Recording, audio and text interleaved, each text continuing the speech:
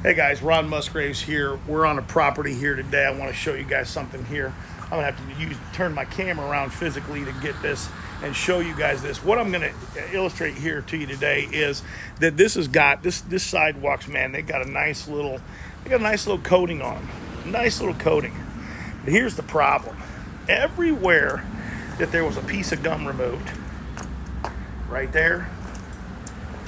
I love that one. I love that when they destroy the coating and they don't even get all the gum. That's always some fun stuff.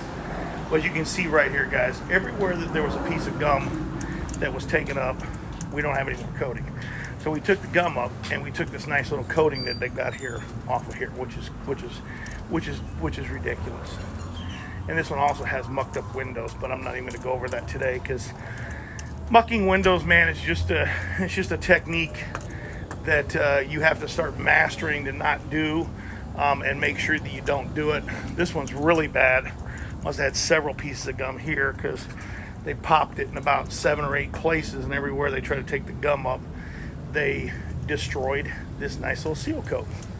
But as you can see, it's a nice sealed surface. There's nothing wrong with sealing walks. There's nothing wrong with it. It's a good thing. People like to do it.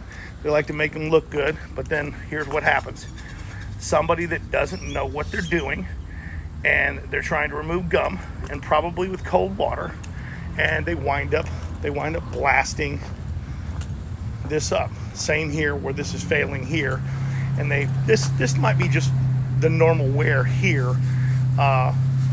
For this place, because of the type of clients they had coming in and out of this business, that might be just all themselves, because they roll people in and out on carts and things. I'm not going to put up what the business is because that's not even relative. But reality is, guys, this is a big, huge problem. Guys got to stop doing this stuff. You're damaging people's properties.